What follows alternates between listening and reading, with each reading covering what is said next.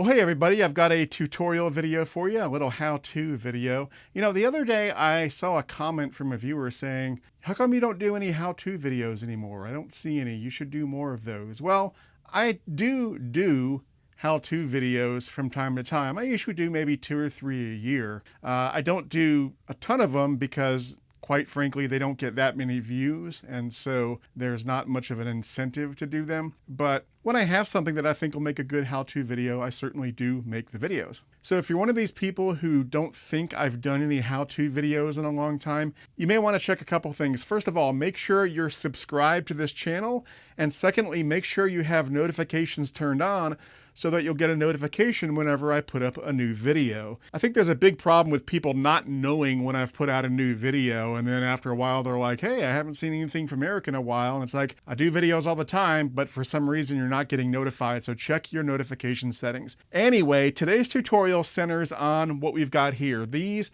are the latest iterations of Lionel's Sea-Liner diesels. Now, Lionel first brought out the Sea-Liners in their 2021 Volume 2 catalog, and they were made using XMTH tooling, and this is the second run of those that they cataloged in their 2024 Volume 2 catalog. Now, what we're going to be doing today is adjusting the space between the units. I'm not sure if you can see it very well in the video. I'll zoom in, but there's quite a bit of space between the units. There's maybe 3/4 of an inch between the diaphragms. And while that's perfectly acceptable in the O-gauge world, I like to bring them a little closer if I can. Now, of course, at this point, the critics in the audience are going to chime in and say, that was really stupid of Lionel not to pull it in closer at the factory. Why did they do it like that? That was so lazy of them. Well, in fact, I think they did it on purpose. As we all know, one of the idiosyncrasies of O-gauge is that a lot of people in this hobby have small layouts with tight curves because O-gauge takes up a lot of real estate, and sometimes you just don't have the room for big O72 curves. And so having those gaps allows these sets to run on those smaller layouts with tight curves.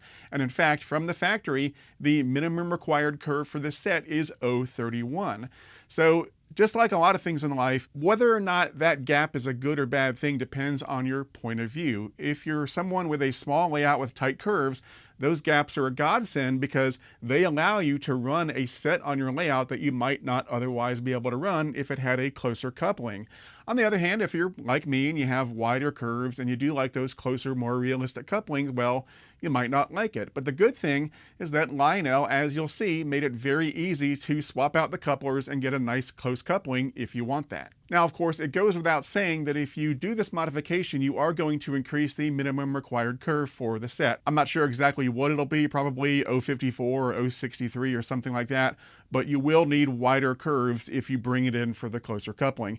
So if you make this modification, just make sure you test it on your layout to make sure it works on all your curves. And the good news is that if it is a problem on your layout, this change is 100% completely reversible. So to do this job, the only tool we'll need is a Phillips head screwdriver, very easy.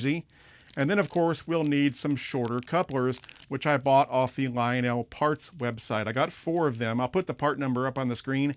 And these are simply a shorter version of the non-operating couplers that are already on there. Now, like I said, one of these couplers is operating. There's 4 couplers involved here, one of which is operating. So we're going to remove that operating coupler and replace it with a non-operating shorter length coupler. So this is something you have to decide for yourself whether you want to do. I don't ever plan on running these apart from each other. So for me, it's not a big deal to have all non-operating couplers between the units, but of course you'll have to make that decision for yourself. So all we're going to do is remove the powered coupler and then swap them all out for these shorter length couplers, and we'll be done. So we'll get started with the lead A unit. Let's turn it upside down, and this is where we're going to be working on this rear truck. Now we have to get access to the top side of the truck so we can remove the coupler and replace it with the shorter version. So we're going to have to remove this truck from the engine. Fortunately, Lionel makes that very easy. All you have to do is twist like that and they come right off. Couldn't be easier. Okay, so here is the long coupler and it's being held in with this single Phillips head screw. And then there's this spring that helps it spring back and forth when you go around curves. And we're going to remove it by undoing this Phillips head screw. And you want to be very careful that that spring doesn't fly off, because if it does, it'll go across the room and you will never find it again. Ask me how I know. Set the spring and the screw down here. And here is our longer coupler. So just to compare, here's the longer coupler and here's the shorter coupler we'll be replacing it with. And you can see the shorter coupler is a good 1/4 of an inch or so shorter. So with 2 of these in place between each of the units, we should be able to draw the units at least a good 1/2 inch closer, which is going to look great. It's going to look much better than it does now. So we'll set aside the long coupler, and all we're going to do is reinstall this with the short coupler. Now, the way I like to do it, because this spring, you got to watch it. I squeeze the spring and put it in there, like that. Then I'll take the Phillips head screw and put it in the middle, and then quickly get the Phillips head screwdriver on it so that spring is secure. And then I'll put the whole assembly back on the truck and screw it in place. Just want to make sure that spring is centered over where the screw hole is. So I'm going to shimmy it a little bit with this flathead screwdriver. Hey, that's an extra tool. And then we'll screw it in. And that should do it. Yeah. Look at that. And that's all there is to it. So we're going to go ahead and put the truck back on. Now you got to be careful because there's this little piece on the trucks that you have to put on there, and then rotate the truck so it's matched up. Kind of get it in there. There we go. And then rotate it back around. Get the coupler up over those steps. And we're good to go. Here we have the rear powered A unit, and we're going to do exactly the same thing with the rear coupler.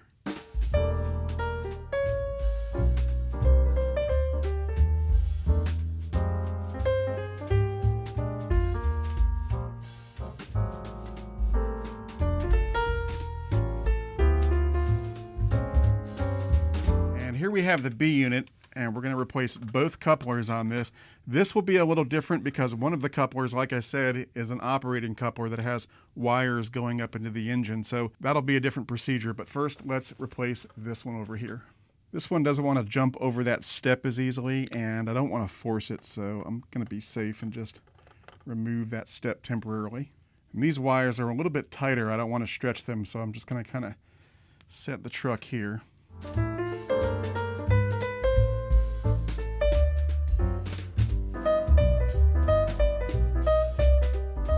And then we'll put this step back on. So that takes care of this coupler. Now we have to focus on this operating coupler. Now, depending on the locomotive, you might have to open the shell up because sometimes the wires for the coupler go up into the interior of the locomotive. But in this case, I happen to know that you can disconnect these couplers from the truck without having to open up the engine at all. Let me remove that step because this one wants to be stubborn as well. Okay, so now we rotate this around like that, and it comes off. So right here, these 2 wires that are coming from the coupler, if you can see these here, they go right to this little connector, and all we have to do is disconnect that little connector, and then we can remove the entire coupler very easily. So they made it very, very easy to remove the operating coupler on these C-liners. So we'll just gently, there we go. So there's the plug. And now it's just like the other couplers. I'm really glad they made it so simple and we didn't have to open the shell up on this thing, even though that wouldn't be that big of a deal, but it's nice to not have to do it. All right, here's our last short coupler.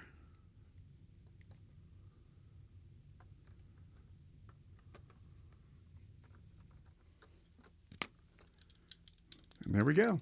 Let's get this back together. Now on these non-powered units, it's a lot easier to get the truck on because there's no gearing system you have to lock up with or anything. So you can just pop it on and give it a twist, and it's back installed. All right, so we are done. Let's get this thing back on the track and see the fruits of our labor. Oh yeah, look at that. That is dramatically better. Just so you can see, here's a before shot. And here's the after shot. Man, it's like day and night. these diaphragms are almost touching. I mean, it is fantastic. Now, just for the sake of full disclosure, I do want to point out that while in this video, I swapped out the longer dummy O-gauge couplers for shorter dummy O-gauge couplers available from Lionel, if you wanted to, you could go even more realistic and swap them out with scale KD couplers. I've done that on some of my Lionel Shark Nose diesels before. I just chose not to do it for this one because the shorter couplers were readily available, and I just decided to go that way. But if you wanted to, you could swap it out for KD couplers. Lionel does make it fairly easy to do that on most of their models today. Anyway, we're going to end this video by giving you some nice shots of the newly modified C-liner set running on my layout, and we'll call it a day. So that's going to be it for now. I'm Eric Siegel. Thanks for watching. Stay safe, and I'll see you next time.